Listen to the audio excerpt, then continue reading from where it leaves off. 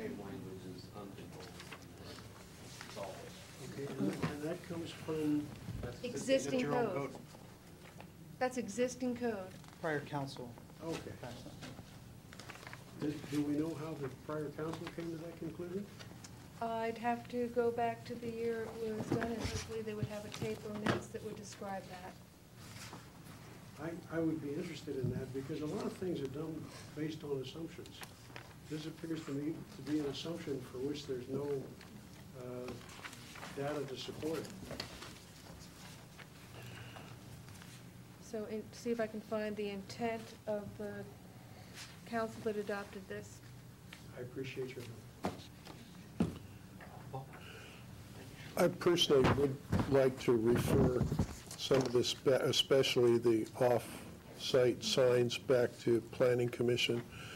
I'm very uncomfortable with the very special status that's given to new subdivisions and houses for sale.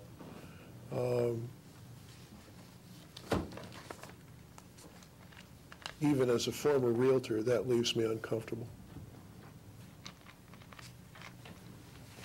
Mr. Mayor, if I could just offer a couple of insights too, just for your consideration. The first that I was going to describe is the on the administrative piece and the question that you had, Councilman Russell, about the cost and benefit. I think we can probably come up with an estimate about how much time we spend reviewing a sign permit and how much time we spend per complaint that we receive, if you would. But I can almost tell you right away intuitively, the benefit, if the benefit is defined as revenue directly correlated to permit fees and fines and penalties, that the cost will almost be infinitely greater than the benefit, if that is Right. the definition of the benefit. Our sign fees, they're $80, and I'm sure that it costs us more than that just to process it and to maintain a code, and I don't believe we get much in the way of penalties. We probably get a little bit here and there.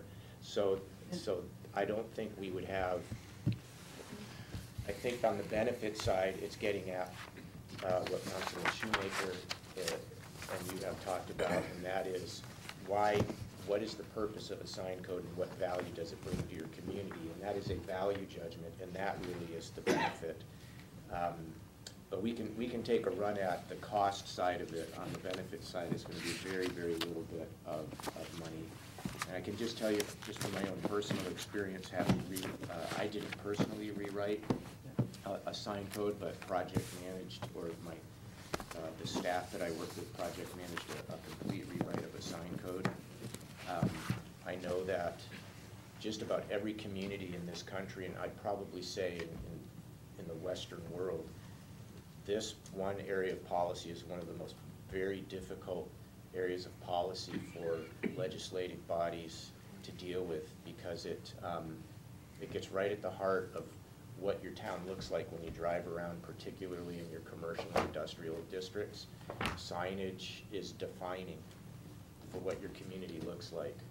And so I've observed councils be very, very careful about how they do it, trying to find that balance between economic development and flexibility for businesses to be creative and do what they need to do to get their message out, because that's in all of our interests. And balancing that with what does it look like when you're cruising around town, and what does it say about your community? And you can look at extremes. If you've ever been to Carmel in California, they have such a rigorous and restrictive sign code. Every little one almost has to be hand-hewn oak, and there are little signs, if you've seen that, and there's sort of that feel of Carmel. And I'm not saying that's what we should be, but that's maybe one extreme. There may be other examples of that. And then you can go to some other extremes. Hazeldale Avenue. Hazeldale Avenue is an example of trying to solve that. I can remember down in LA, some areas, in fact, just where I was over this past holiday, where it's clear that one community had a different set of values around a sign code, and I'm not going to cast any value judgment on it. You just knew that community has a different take, because you could see billboards or very tall pole signs all along both sides of an interstate or the major routes, and then all of a sudden that stopped or became very limited. Not casting a value judgment either way, but you could just tell that communities struggle with that. And so the notion of off-site signs, in the last comment, I apologize for rambling on here, the last comment I would make is when you're regulating speech, which is what signs are, the legal notion is there's commercial speech, which is what we're dealing with. It's not as protected as political speech, so all of your political signs can go up, and as long as they're not dangerous, they're unlimited, which I think is appropriate in our country. And political speech, highly, highly protected. Commercial speech is also highly, highly protected, and the Supreme Court has said you can regulate the time, manner, and place, but you cannot regulate the content. And so communities do it against the advice of their attorneys, and they allow certain types of signs for certain contexts, which is a content-based regulation, and they're basically just kind of playing the potentiality of a lawsuit that could throw out your whole sign code. And I know from personal experience that we wanted to solve a problem for realtors and our community members that were trying to find a house to buy, a new one or an existing one, and we wanted to solve it because our sign code said you can't have off-site signs. Well, every real estate sign is an off-site sign. And we ran into this conundrum that you can't have a code.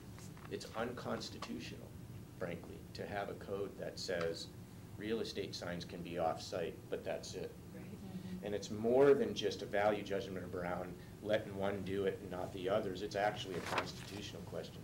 So the dilemma, and this is why staff is asking for it to come back, and the Planning Commission as well, is there's some merit to trying to craft some way to allow businesses to get their message off of their site onto areas elsewhere in the community. We have to be very careful crafting that because it has to be neutral as to content. So if whoever can take advantage of it. I think there are some ideas out there, but it's a very difficult one to work through, and just haven't had the time to do that. So that's the staff recommendation for that piece to go back, and billboards would be part of that conversation because they're by their nature off-site signs, and they advertise something not on the site. Ron? Two things. One, John, the reason I questioned that is because I know you're a business owner, and I wanted to hear how it impacted you and your business. Secondarily, this brings up an interesting question. Has this been run by anybody, WCIA or anybody that looked at this and says this is defensible, or It's gone before our legal counsel. We also looked at some legal advice that was given to the city of Camas. And both had the common denominator that if you're gonna allow off-site signs, you can't limit it to only special groups. You gotta allow everyone.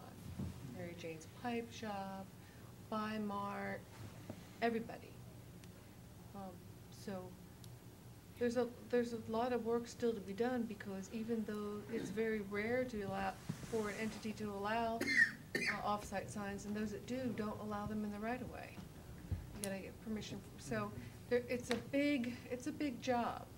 But I agree with you that the billboards could be placed back in that on-site category for their additional work. And then I'm hoping that I get direction tonight of whether to cancel the public hearing or